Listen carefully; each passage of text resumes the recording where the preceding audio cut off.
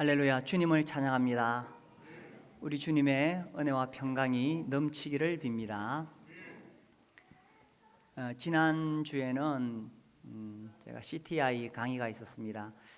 그래서 이제 오전 강의 마치고 오후에 산책 겸 운동 겸 늘 다니는 그 뚝방길이 있습니다. 그 길을 따라서 논이 있는데 이 가을에 정말 곡식이 잘 익어서 황금 물결이 굽이치고 있었습니다. 또 이 오후 햇살을 따라서 아주 막 반짝반짝 빛이 나는데 얼마나 보기 좋은지 몰랐습니다. 근데 이제 조금 지나가니까 이쪽에는 이 곡식단이 막 쓰러져 있어요. 픽픽 쓰러져 있어요. 지난 태풍 때 그랬던 것인지 농부가 그걸 보면 얼마나 마음이 안타까울까 그런 생각이 들었습니다. 반면에 여기 잘 익어 있는 그런 곡식을 볼 때 이 농부가 얼마나 마음이 기쁠까 그런 생각을 했습니다. 우리도 주님 보실 때에 어떤 모습으로 살아갈까 하는 생각이 들었는데 그렇게 픽픽 쓰러져 있으면 안 되겠죠. 그래서 우리도 잘 연걸어서 주님 오시는 그날을 준비할 수 있으면 좋겠습니다. 우리는 지금 데살로니가 전서를 계속 보고 있습니다.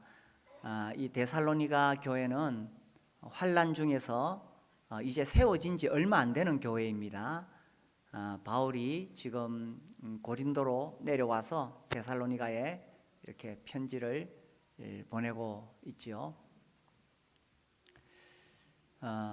그 데살로니가 교회는 특별히 이 주님의 다시 오심을 간절히 소망하는 그런 교회입니다. 그래서 데살로니가 전후서는 예수님의 재림에 관한 그런 메시지가 특별히 담겨져 있습니다. 이제 예수님이 곧 다시 오실 것이라고 기대하고 있는 그들에게 이 4장에는 특별히 세 가지 구체적인 가르침을 주고 있습니다.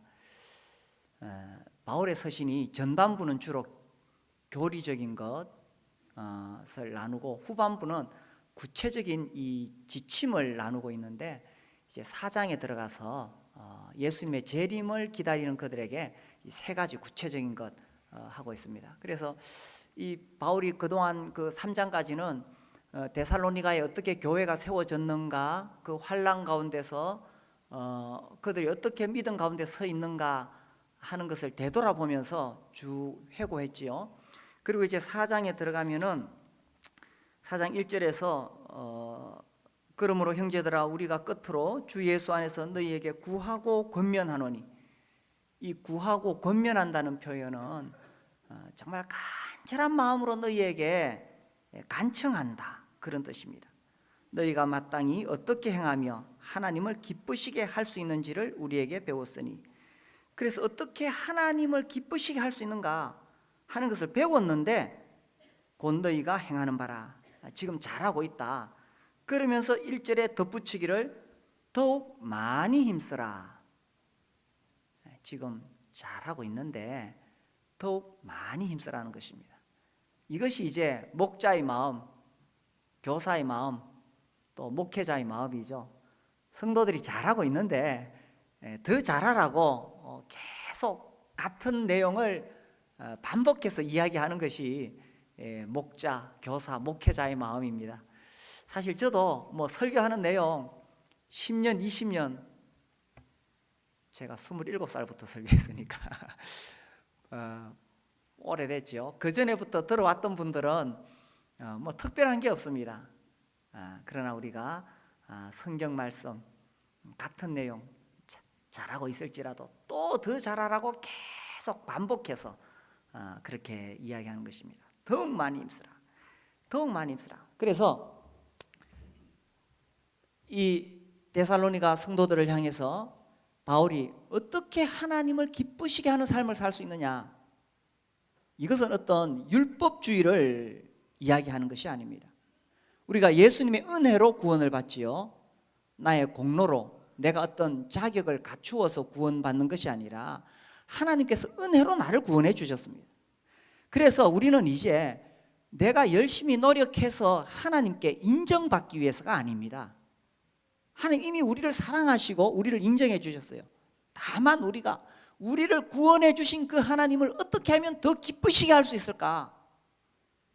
그런 마음으로 하나님을 섬긴다는 거죠. 그렇게 할 때에 특별히 구체적으로 세 가지. 첫 번째가 뭐냐 하면 너희를 향한 하나님의 뜻은 이것이니 거룩함이라. 곧 음란을 버리고. 이게 이제 첫 번째 데살로니가에 준 메시지입니다. 우리가 이 말씀을 읽을 때 그렇지, 우리가 거룩해야지, 특별히 이 성적인 문제에서 거룩해야지, 그런 생각을 하게 됩니다. 그런데 이 편지가 주어진 배경을 생각해 보면 왜 이런 메시지가 나왔는지 생각해 볼 수 있습니다. 그 당시 이제 1세기 로마, 또 헬라 문화죠. 로마 제국이 다스리고 있던 이 헬라 문화, 그 배경에서는 이 성적인 문제가 매우 심각했습니다. 이 바울이 지금 고린도에서 데살로니가로 편지를 보내고 있는데, 특히 이 고린도는 정말 이 성적으로 타락한 도시죠. 이 아프로디테 여신을 숭배한다는 의미로 그렇게 하고 있었고, 또 이 데살로니가는 또 거기에 또 어떤 여신을 숭배하는 의미로 또 성적으로 매우 방종했습니다. 그래서 이 FF 브루스의 글을 보면 이런 내용이 나옵니다. 우리 브래드리 모임에서 섬겼던 형제님이죠. FF 브루스. 이 남자는 그에게 지적인 동료애를 줄 수 있는 정부를 둘 수 있고, 발음이 맞나요? 정부를 둘 수 있고, 노예 제대로 첩을 쉽게 만들 수 있고, 이따금씩 매춘부로부터 쾌락을 즐긴다. 그럼 아내는 뭐 하냐? 아내는 이제 가정을 관리하고 또 이 상속자를 키우기 위해서 필요하다라는 것입니다. 그래서 남자들이 가정을 벗어나서 그런 성적인 부도덕을 행할 때에 그것이 이상한 것이 아니고 자연스럽게 받아들여지는 그런 시대였다라는 것입니다. 그래서 이 고린도의 밤거리에는 아프로디테 여신이 자기의 종들을 내보낸다. 그 종들이 누구냐? 매춘부들이죠. 그리고 이제 이 데살로니가에는 카빌이라는 신을 경배한다고 하면서 이런 성적인 부도덕을 행하고 있었습니다. 이 윌리엄 레키의 그 유럽의 도덕의 역사에 이런 내용이 나오는데, 헬라, 소아시아, 이집트, 그러니까 초기에 이 복음이 전해졌던 그런 도시들이죠. 이 도시들이 가장 방종한 타락의 중심지가 되었으며, 이런 나라에서 온 수많은 노예들이, 그러니까 로마가 그 나라를 정복하고 노예들을 잡아오잖아요. 이 노예들이 그들의 부도덕성을 로마에 퍼뜨렸다. 실로 가이사치아에서보다 악이 엄청나게 퍼지고 통제하기 어려웠던 시기는 아마 결코 없었을 것이다. 그래서 이 로마 제국하에 있었던 그 당시에 이 성적인 방종, 타락이 얼마나 악했는가 하는 것입니다. 결국 그래서 나라가 망하는 거죠. 다 나라가 망하는 것은 다 이런 어떤 죄악 때문에 망합니다. 어떤 죄악이나 특별히 성적인 도덕이 무너졌을 때에 그 나라가 망합니다. 소돔과 고모라가 대표적인 예죠. 로마 제국도 마찬가지고 우리나라도 지금 매우 심각한 수준에 이르고 있습니다. 우리나라도 이제 이 과거에는 그래도 이 성적인 순결을 지키라는 그러한 개념이 있었지만은 지금 이거 다 무너졌습니다. 간통죄가 폐지됐잖아요. 제가 그 이후로 계속 그 이야기를 하잖아요. 이것은 십계명을 위반하는 것입니다. 하나님께서 정하신 간음하지 말라, 7번째 계명, 간음하지 말라고 하신 그 말씀을 범하는 것은 하나님에 대한 도전이죠. 우리나라가 지금 이런 무서운 짓을 하고 있는 거예요. 하나님께서 뭐라고 하시든 간에 우리들끼리 좋으면 그건 죄가 아니다. 이것은 하나님을 향한 반역인 것입니다.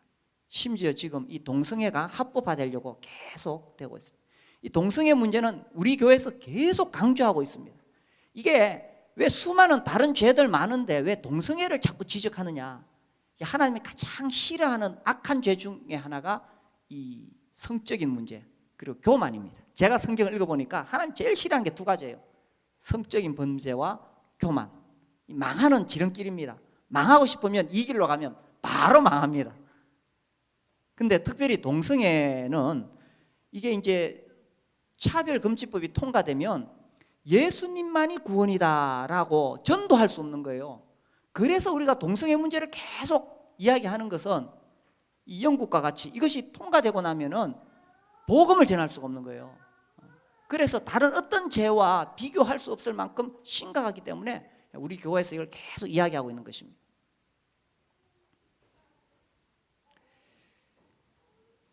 그래서 그렇게 성적으로 타락한 그 로마 세계에서 이 데살로니가를 향해서 바울이 준 메시지가 뭐냐?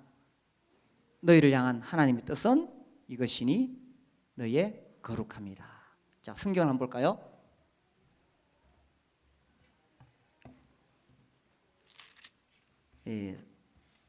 3절 끝에 곧 음란을 버리고 4절 각각 거룩함과 존귀함으로 자기의 아내 대할 줄을 알고. 그래서 하나님께서 허락하신 범위는 자기 아내입니다. 그래서 합법적으로 결혼한 부부 사이에서 하나님께서 이 관계를 허락하셨고, 또 그렇게 부부 사이에 부부 관계를 맺을 때도 거룩함과 존귀함으로 맺어라. 오늘날 수많은 드라마, 소설, 영화가 다 불륜을 다루고 있습니다. 결혼한 그 관계를 넘어선 그런 것을 아주 아슬아슬하게 다루고, 지금 우리나라는 이러한 불륜이 발각되더라도 그것이 죄로 취급을 당하지 않고 있다는 것입니다. 얼마나 무서운 일인지 모릅니다. 그래서 특별히 우리 자라나는 청소년들, 청년들은 더 많은 위험에 노출되어 있습니다. 결혼하기 전까지는 혼전 순결을 지켜야 되는 것이며, 결혼한 이후에는 남편은 아내와 아내는 남편, 하나님께서 정하신 것이에요. 그래서 우리 자녀들에게도 이런 교육이 정말 필요합니다. 요즘 우리 청소년들을 향한 이 성교육 그러면 옛날하고 다릅니다.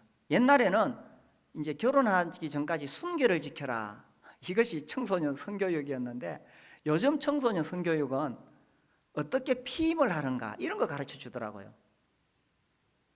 우리 기성세대들은 이런 이야기 들어보셨어요? 청소년을 향한 성교육은 요즘은 어떻게 피임을 하는가 이런 거 가르치는 게 성교육입니다. 그러니까 우리의 상상을 뛰어넘는 지금 그런 위험 속에 우리 자녀들이 자라가고 있다는 거예요. 그래서 우리 자녀들에게도 끝없이 하나님 말씀은 합법적으로 결혼했을 때만, 심지어 약혼하고 결혼하기로 약속했을지라도 결혼식 올리기 전까지는 혼전순결이다 라는 것을 끝없이 가르쳐야 된다는 것입니다. 우리 청년들은 당연한 것이고. 그래서 각각 거룩함과 존귀함으로 자기의 아내 대할 줄 알고, 5절 하나님을 모르는 이방인과 같이 세욕을 따르지 말고. 그래서 특별히 우리 청소년 청년들이 얼마나 많은 위험에 지금 노출되어 있는가. 스마트폰 잠깐 누르면 이러한 것들을 접하게 되죠. 6절 이 일의 분수를 넘어서 형제를 해하지 말라. 이는 우리가 너희에게 미리 말하고 정언한 것과 같이 이 모든 일에 주께서 신원하여 주십니다. 그래서 결혼 관계를 넘어서 성적인 범죄를 저질렀을 때는 그것이 이웃에게 해가 되는 것이고, 그리고 중요한 건 이겁니다. 주께서 신원하여 주심이라. 우리나라 대한민국 형법으로는 문제가 되지 않습니다.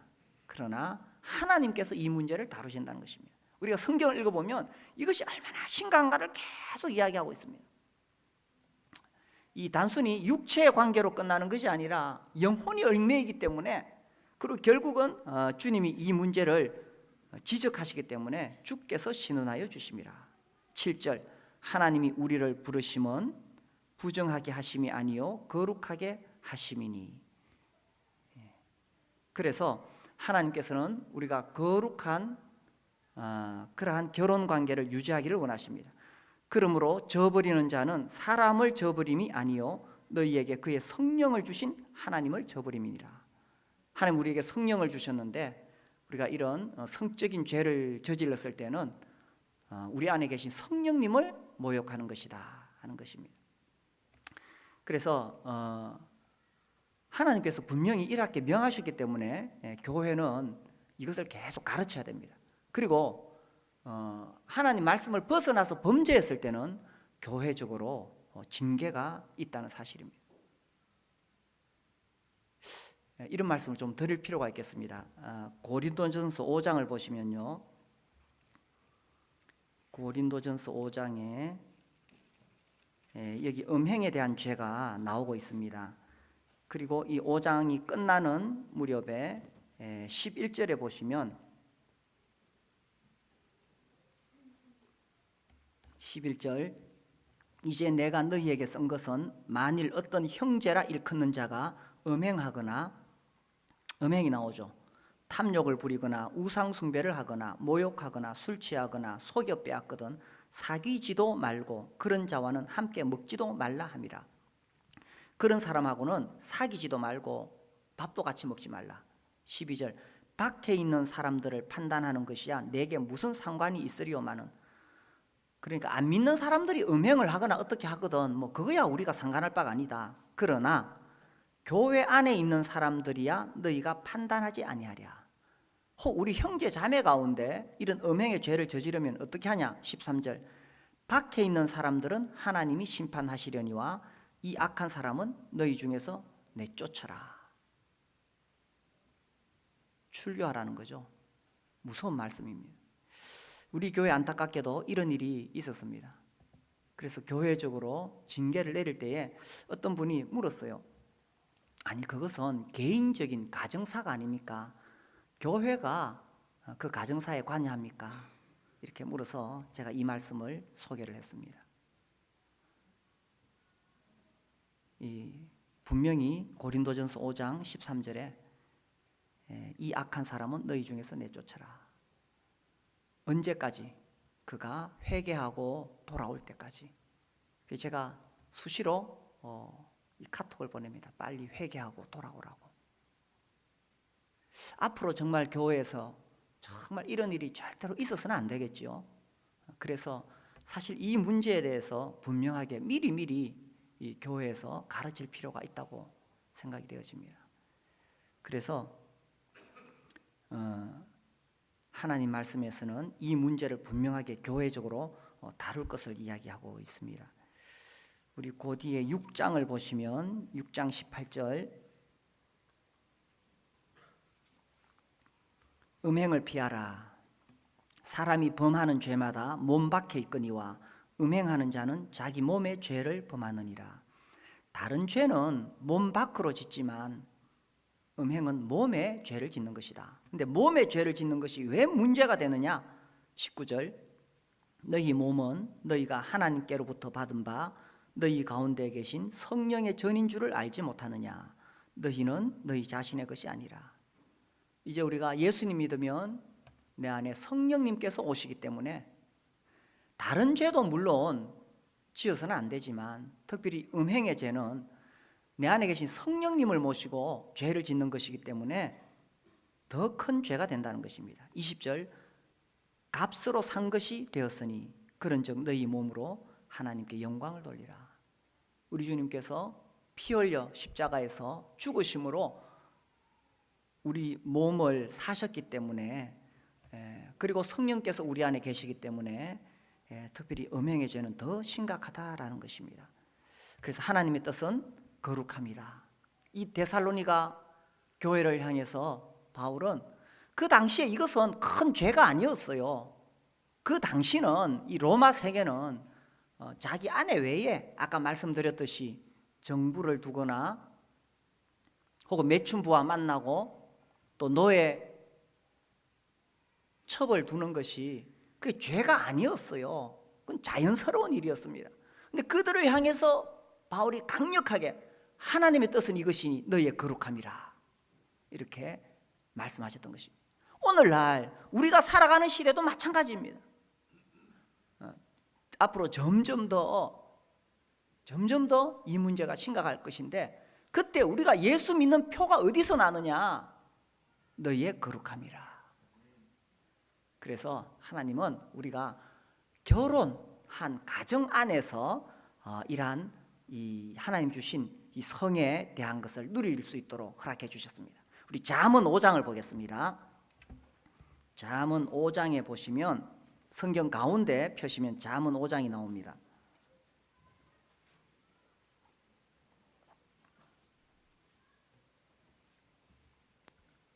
잠언 5장 15절. 너는 네 우물에서 물을 마시며 네 샘에서 흐르는 물을 마시라. 어찌하여 네 샘물을 집 밖으로 넘치게 하며 네 도랑물을 거리로 흘러가게 하겠느냐? 그 물이 네게만 있게 하고 타인과 더불어 그것을 나누지 말라. 이게 이제 비유입니다. 이것은 결혼한 아내와 남편 둘이서만 이런 부부 관계를 누릴 수 있다 하는 것입니다. 18절. 내 샘으로 복되게 하라. 네가 젊어서 취한 아내를 즐거워하라. 그래서 이 남자들이 특히 이제 나이가 들고 돈이 모이면 젊은 날 취했던 아내를 버리고 딴 눈을 키울 수 있기 때문에 경고를 하는 겁니다. 19절. 그는 사랑스러운 암사슴 같고 아름다운 암노루 같으니 너는 그의 품을 항상 족하게 여기며 그의 사랑을 항상 연모하라. 그래서 남자든 여자든 결혼한 그 부부 안에서만 이런 부부 관계를 누릴 수 있다는 것입니다. 20절. 내 아들아 어찌하여 음녀를 연모하겠으며 어찌하여 이방 계집의 가슴을 안겠느냐. 이 잠언은 내 아들아 내 아들아 하면서 직접적으로는 자기 아들에게 하는 아버지의 마음이 담겨 있고, 넓게는 이 선생님이 스승이 이 젊은이들 모아놓고 그 젊은이들에게 간절히 가르치는 내용이 내 아들아 하는 말씀입니다. 우리 교회 우리 청년들 청소년들 이 잠언에 보면요, 앞에 내 아들아 하면서 계속 무슨 교훈을 반복하느냐 하면 이 성적인 문제를 계속 반복해서 이야기하고 있습니다. 이 지금 5장을 제가 읽었지만 그 앞에도 계속 나옵니다. 뒤에도 나옵니다. 6장에도 나오고요, 계속 7장에도 나오고요. 이 잠언 전반부에는 각 장마다 내 아들아 정말 이 성적인 문제에서 너희들이 정결해야 된다 하면서 계속 이야기합니다. 왜 이렇게 할까요? 그만큼 이 문제가 위험하기 때문에 한순간 넘어가면 나중에 다시 회복되는 것이 너무 힘들기 때문에, 그리고 이 문제에 넘어지면은 하나님이 우리에게 주신 이 놀라운 축복을 잃어버리기 때문에, 그리고 우리 청년들은 특별히 하나님께 쓰임받을 수 있는 이 놀라운 기회를 놓치기 때문에 계속 반복해서 이야기하고 있는 거예요. 그래서 우리가 다른 범죄에서도 승리해야 되지만 특별히 이 문제에 넘어지면 많은 것을 잃어버리게 됩니다. 그래서 특별히 우리 청소년들 여러분 주위에 많은 이런 위험들이 있죠, 그죠? 또 우리 청년들 많은 위험들이 있는데 정말 결혼할 때까지, 그리고 일찍 결혼하세요. 그래서 주님 앞에서 자신을 잘 지키고 그렇게 해서 하나님 앞에 쓰임받는 이 놀라운 특권을 절대로 잃어버리지 않게 되기를 바랍니다. 자, 그래서 이 데살로니가 교회에 보낼 때에 예수님의 다시 오심을 기다리는 그들에게 주신 첫 번째 강력한 메시지는 이것이죠. 하나님의 뜻은 이것이니 너희의 거룩함이라. 하나님의 뜻은 이것이다. 너희의 거룩함이라. 곧 음란을 버리라. 그래서 거룩함과 존귀함으로 자기 안에 대할 줄을 알아라. 그래서 우리 성도님들 가운데는 정말 한 사람도 이 말씀에서 넘어지지 않도록 이 말씀 잘 붙잡고 끝까지 승리하시게 되기를 바랍니다.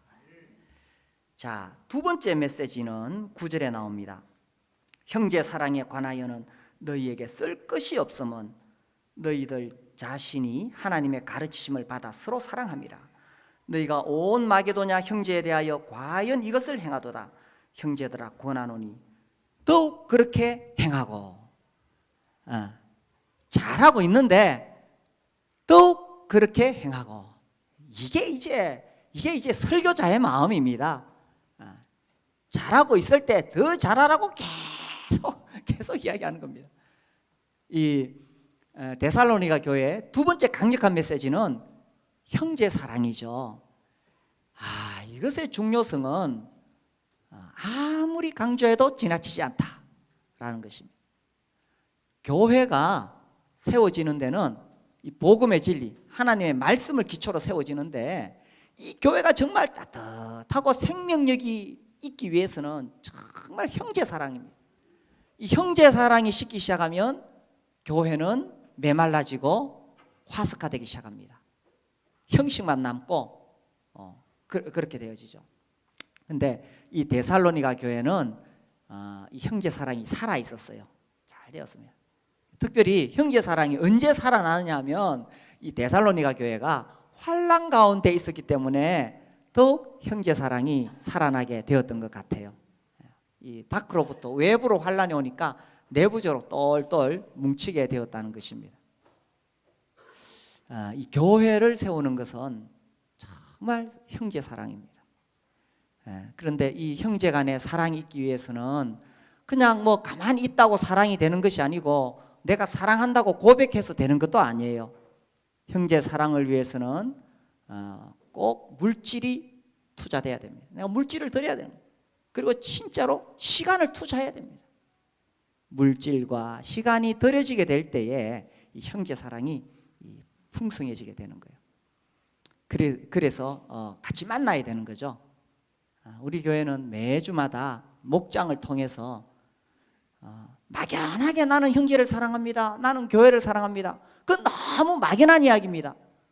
주님 앞에 나와도 주님 나는 정말 형제를 사랑합니다, 아무 그 의미가 없습니다. 구체적으로 내가 형제를 사랑할 수 있는 현장이 필요합니다. 그래서 매주 목장에 나와서 내가 거기서 섬기고, 그냥 오는 것이 아니라 집에서 찌짐 구워 가지고 오고, 그렇죠? 그래서 또 우리 목장 식구들 중에 누군가 아픈 사람이 있으면 찾아서 방문하고 위로하고, 또 누군가 어려운 일을 당하면 정말 위해서 기도하고, 이게 형제 사랑이지. 사람들은 누군가 자기를 사랑해 주기를 간절히 바랍니다. 왜 우리 교회는 사랑이 없느냐? 그 말은 왜 나한테 사랑을 안 베풀어 주느냐, 그런 겁니다. 그게 아니라 내가 먼저 가서 그렇게 사랑을 하는 겁니다. 내가 사랑을 많이 베풀면요, 반드시 내가 어려울 때 누군가 나를 위로하게 돼 있습니다. 그렇죠, 그죠? 나는 아무것도 안 하면서 나는 외로운데 왜 아무도 나에게 안 찾아오지? 당연하죠. 내가 그런 관계를 맺은 사람이 아무도 없으니까. 그런데 내가 평소에 섬기고 기도하고 찾아가고 이렇게 사랑을 베풀어서 관계를 맺어두었으면, 내가 외로울 때 틀림없이 누군가 눈치를 챕니다. 내가 사랑을 베풀었던 사람 중에 하나가 눈치를 채고 또 나에게 찾아와서 나를 위로해주고 힘을 줍니다. 그렇죠, 그죠?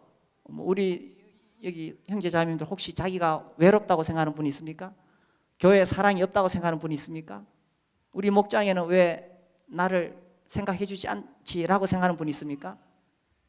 내가 먼저 그렇게 하면 틀림없이 나에게 관심이 나중에 쏟아지게 되어 있습니다. 그래서 내가 먼저 물질을 투자하고 시간을 투자하고 만나고, 또 교회에서 행사할 때에, 그죠? 교회에서 뭐 운동회를 한다든지 같이 가서 뭐 뛰는 거예요. 그렇게 해서 관계가 맺어지는 겁니다. 여러분 수양회를 간다든지 그 가서 같이 먹고 자는 거예요. 또 이제 다음 주에 자매의 날 하잖아요. 그때 가서 어울리는 거예요. 그렇게 하면은 자연스럽게 관계가 맺어지고, 그래서 서로 이 사랑이 오가게 되는 거지요.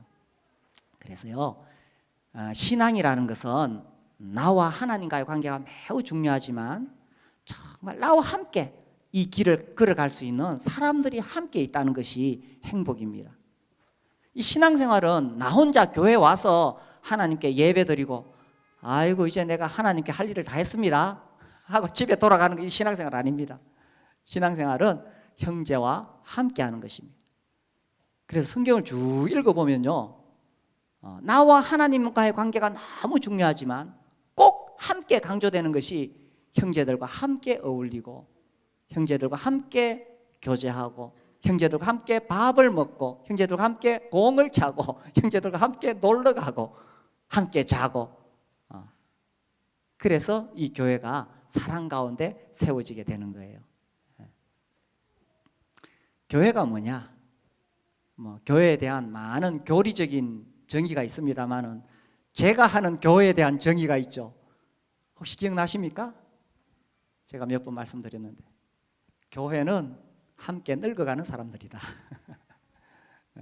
그래서 젊은 시절에 만났더라도 세월을 10년, 20년 같이 하면서 머리가 빠지고 배가 나오고 이마에 주름살이 늘어가고 함께 늙어가는 사람들이 교회입니다. 좋은 일도 함께하고 슬픈 일도 함께하고 때로는 갈등을 겪기도 하고 또 함께 막 이 중요한 교회 일을 함께 하기도 하고, 이게 교회죠. 그렇게 하다가 세월이 흘러서 나이가 드니까 서서히 우리 자라나는 자녀들을 기대하게 되고, 우리 자녀들을 잘 키워서 이들이 또 우리의 대를 이어서 주님을 섬길 수 있게 되기를 바라고, 우리는 이제 걸음이 되어가고 우리 자녀들이 꽃을 피우고 열매를 맺도록 또 한 세대가 흘러가고, 교회는 함께 늙어가는 사람들입니다. 이 교회 생활이 행복해야죠. 인생에서 교회 생활이 행복하면 인생이 행복하고 교회 생활이 불행하면 인생도 불행해집니다. 그런데 이 행복한 교회 생활을 누가 만들어줍니까? 우리 교회를 어떻게 행복하게 만들어줍니까? 사랑이 있어야 되는데 누가 그 일을 해줍니까? 우리가 함께 이 교회를 행복한 공동체로 만들어가는 거죠. 우리가 함께 서로 섬기고 위에서 기도하고 만나고 우리가 함께 이 교회를 만들어가는 거예요. 교회의 머리는 주님이시고 우리는 특별히 담임 목사제를 하지 않습니다. 그것은 주님이 머리시라는 것을 나타내기 위해서. 물론 교회 리더십은 매우 중요하죠. 그래서 그 리더십을 중심으로 해서 우리가 함께 이 교회를 세워가는 거지, 이 교회는 어떤 인간의 교회도 아니고 어떤 한두 사람의 기업도 아닙니다. 그래서 우리가 함께 이 교회를 행복하게 만들어 가는데, 그렇게 되려면은 가장 중요한 것은 형제 사랑이죠. 그래서 우리가 정말 행복한 그런 교회 공동체로 우리가 함께 만들어 갈 수 있게 되기를 바랍니다.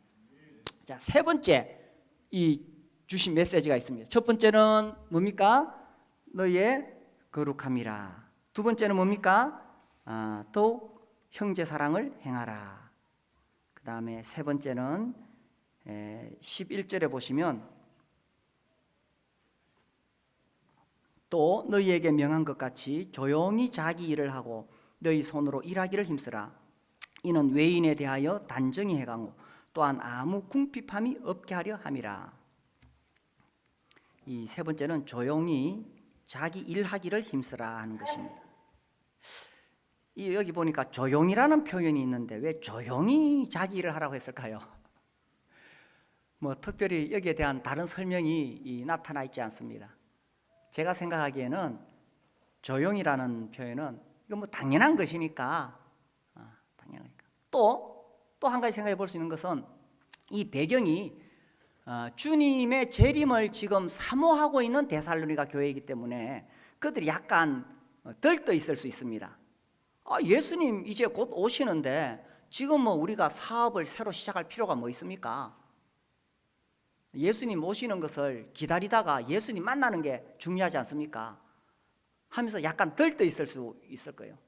그러니까 바울이 그렇게 들떠 있지 말고 조용히 자기 일을 하고 있으라 하는 거죠. 왜 그렇게 하고 있으라 하느냐? 이 12절에 이유가 나옵니다. 첫 번째는 외인에 대하여 단정히 행하고, 그래서 예수님을 안 믿는 사람들이 우리를 봤을 때에 예수 믿는 사람이 빈둥거리면서 살면 안 된다는 거죠. 그죠? 예수 안 믿는 사람들이 우리를 봤을 때에 우리가 삶의 현장에서 열심히 일하고 있어야 된다는 것입니다. 학생들은 열심히 공부하고 있어야 되고, 또 교회 왔는데 공부 이야기하죠. 그리고 우리 성인들은 자기에게 주어진 그 생업을 위해서 열심히 일해야 된다는 것입니다. 그래서 외인들이 안 믿는 사람들이 우리를 봤을 때에 야, 저 예수 믿는 사람들은 참 성실하게 열심히 일하는 사람들이구나. 직장에서도 그렇게 인정이 돼야 되는 거예요. 야, 저 사람한테 일을 맡기면 확실하게 처리해 주는구나. 예수 믿는 사람이 직장에서 대충 일하고 시간 때우면 빨리 퇴근하고 그렇게 하면 욕먹겠죠. 그게 아니라 열심히 일하는 것은 외인에 대하여 단정히 행하고, 두 번째, 또한 자기를 위해서는 어떻게 되느냐? 12절 끝에 또한 자기를 위해서는 아무 궁핍함이 없게 하려 함이라. 그렇습니다. 이 땅에 사는 동안에 우리에게 물질적인 필요가 있습니다. 그것을 어떻게 얻을 수 있느냐? 물론 우리가 기도하면서 하나님께서 주시기를 기대해야 되죠. 또한 내가 일할 수 있는 것에서 기도만 하고 있는 것은 어리석은 것입니다. 내가 일할 수 있는 것은 나가서 열심히 일을 해야 되겠죠, 그죠? 그래서 열심히 일해서 가족을 먹여 살려야 된다는 거죠. 그렇지 않으면 생활이 궁핍하게 된다는 거예요. 그래서 주님이 곧 다시 오신다고 하는데 너무 들떠 있지 말고 열심히 일해라 하는 이유를 이와 같이 두 가지로 분명하게 주셨다는 것입니다. 우리 가장 첫 번째 성경 공부 생명의 삶 있죠. 거기 이제 마지막 주에 쭉 가면은 헌신이 나옵니다. 그리스도인은 헌신해야 된다. 기억나십니까? 그리스도인이 헌신할 때에 어디에서 헌신하느냐? 기억나십니까? 세 분야에서 헌신하도록 가르치고 있습니다. 이 세 분야가 잘 균형을 맞추도록 가르치고 있습니다. 어디입니까? 헌신은 교회에서 하는 것이고, 두 번째는 가정에서 하는 것이고, 세 번째는 자기 생업을 위해서 헌신하는 것입니다. 이 세 가지가 잘 균형을 맞춰야 됩니다. 물론 어떤 경우에 교회적으로 막 지금 건축을 한다든지 복음 집회를 한다든지 큰 행사를 하면 그때는 교회에다 힘을 더 쏟을 수 있어요. 또 가정적으로는 지금 막 가정에 아기가 태어났다든지 하면 거기다 더 힘을 쏟을 수가 있어요. 그러나 결국은 이 세 가지가 균형을 잘 맞추어야 한다는 것입니다. 그래서 우리의 헌신이 나는 주님을 위해서 살고 주님 다시 오시만 기다립니다. 뭐 이 세상이 어떻게 하든 상관없습니다. 이렇게 하면서 일을 하지 않으면 외인에 대해서는 단정하지 못한 것이요, 자기 가족에 대해서는 궁핍함을 누릴 수가 있다는 것입니다. 근데 이제 여기에 대해서 양극단의 경우가 있을 수 있어요. 양극단. 좀 극단적인 예가 될 수 있는데, 첫 번째는 이겁니다. 자기는 주님 앞에 부르심을 받았기 때문에 정말 이 세상 일에는 관여하지 않겠다. 제가 오래전에 한 20년쯤 되었을 거예요. 그 전에 제가 이제 직장 생활하고 있을 때, 그때 이제 한 번씩 제가 교직에 있을 때 한 번씩 이렇게 학생들 모아놓고 보험 집회를 그때 하고 있었어요. 그때 어떤 한 형제님이 오셨는데, 결혼하신 형제님이신데 정말 열정적으로 복음을 전하시고 주님께 참 헌신되어 있어요. 그런 느낌이 분명하게 와요. 이야기를 해보면 아주 낮은 톤으로 자기가 얼마나 주님을 사랑하고 또 복음을 위해 자기 인생을 헌신했는지 이야기하고 있어요. 근데 나중에 들어보니까 이분은 다른 일을 전혀 안 하고 그냥 복음 전하기 위해서만 사시니까 그 아내 되는 자매님이 그분이 열심히 부업을 일을 해가지고 겨우겨우 생계를 잇고 있대요. 그런 경우는 극단적인 경우다라는 것입니다. 우리가 주님을 사랑하고 주님의 복음을 위해 살아야 되지만 그건 극단적인 경우라는 겁니다. 우리 데살로니가 후서를 보겠습니다. 데살로니가 후서 3장에 같은 말씀이 나오죠. 그래서 3장 10절, 우리가 너희와 함께 있을 때에도 너희에게 명하기를 누구든지 일하기 싫어하거든 먹지도 말게 하라. 이거 단호하네요. 일하기 싫어하거든 먹지도 말게 하라. 굶어 죽으란 말이네.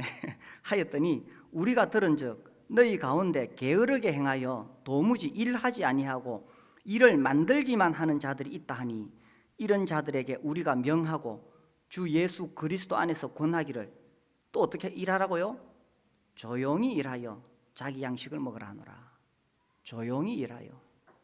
너무 들떠가지고 주님 일한다고 그렇게 돌아다니지 말고 조용히 일하여 자기 양식을 먹어라. 그래서 이런 경우는 아주 극단적인 경우죠.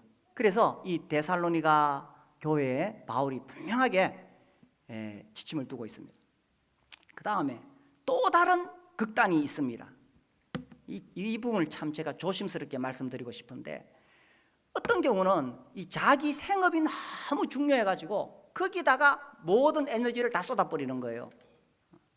그냥 구원을 받았는지 안 받았는지 주일날 교회는 나오는데 나머지 6일은 그냥 자기 사업을 위해서 모든 에너지를 쏟아버리니까 주님을 섬길 여력이 없어요. 고린도전서 7장 말씀을 한번 보겠습니다. 고린도전서 7장 32절입니다. 여기는 결혼에 대한 말씀인데 결혼에 관한 말씀 중에 이런 내용이 나옵니다. 32절에 보시면 너희가 염려 없기를 원하노라. 장가가지 않은 자는 주의 일을 염려하여 어찌하여야 주를 기쁘실까 할까 하되, 결혼 안 한 사람은 어떻게 하면 내가 예수님을 기쁘시게 할까, 여기에만 힘을 쏟습니다. 33절 장가간 자는 세상 일을 염려하여 어찌하여야 아내를 기쁘게 할까 하여. 이 결혼하면 세상 일을 염려하게 된다는 거죠. 아내를 기쁘게 할까 하여. 34절 그래서 어떻게 되느냐, 마음이 갈라지며. 이걸 이제 지적하는 거예요. 주님께 드려야 될 마음이 세상 일로 갈라진다는 것입니다. 시집 가지 않은 자와 처녀는 주의 일을 염려하여 몸과 영을 다 거룩하게 하려 하되, 그러니까 시집 안 간 처녀는 어떻게 하면 내가 주님을 위해 살 수 있을까, 여기다 다 초점을 맞추는데, 시집 간 자는 세상 일을 염려하여 어찌하여야 남편을 기쁘게 할까 하느니라. 딱 결혼하고 나니까 이제는 주님의 일보다는 집안일이 더 많아지고 남편 섬기는데 에너지를 다 쓴다는 거예요. 35절 내가 이것을 말하면 너희의 유익을 위함이요 너희에게 올무를 놓으려 함이 아니니. 그러니까 뭐 결혼하라 하지 마라 이게 중요한 게 아니라 오직 너희로 하여금 이치에 합당하게 하여 흐트러짐 없이 주를 섬기게 하려 함이라. 이것이 바울이 주고 싶었던 메시지였습니다. 흐트러짐이 없이 어떻게 해요? 주를 섬기게 하려 함이라. 그래서 한쪽 극단은 뭐냐 하면, 내가 복음을 위해서 더 이상 직장 일을 하지 않겠다, 나는 복음을 위해서 복음만 전하겠다, 이렇게 하면서 한쪽 극단으로 흘러가서 궁핍하게 되는 사람이 있는가 하면, 한쪽 극단은 이제 결혼하고 나니까 처자식 먹여 살리는데 모든 힘을 쏟다 보니까 주님을 섬길 여력이 없는 거예요. 차는 샀는데 자기 수준보다 높은 차를 샀네. 아파트는 샀는데 자기 수준보다 높은 아파트를 샀네. 그러니 거기 대출 갚느라고 다 돈을 쓰다 보니까, 아기를 낳았는데 그 애 키우는데 에너지를 다 쏟다 보니까 이 교회 오면은 주님을 섬길 여력이 없는 거예요. 그냥 주일날 겨우 와서 점만 찍고 가는 거예요. 이 결혼을 하라 하지 마라 그게 중요한 것이 아닙니다. 결혼을 했든지 아니했든지 바울이 정말 전하고 싶었던 메시지는 흐트러짐이 없이 특별히 우리 교회는 이 세 가지가 균형이 잡혀야 된다 하는 것을 계속 가르치고 있습니다. 균형. 그래서 교회 생활에서 주님께 헌신하고, 가정 생활에서 주님께 헌신하고, 생업에서 주님께 헌신하고, 이 세 가지가 균형이 잡히는 것이 매우 중요하다 하는 것입니다. 그래서 우리 형제 자매님들 세 가지 이야기하니까 세 가지 중에 다 기억하기 어렵겠죠. 뭐 자기에게 가장 필요한 한 가지만 기억하십시오. 결론은 이것입니다. 흐트러짐이 없이 주를 섬기게 하려 합니다. 그래서 우리 형제 자매들이 흐트러짐이 없이 주님을 섬기다가 이제 주님 곧 다시 오실 때에 기쁨으로 맞이할 수 있게 되기를 바랍니다. 함께 일어나서 기도하겠습니다.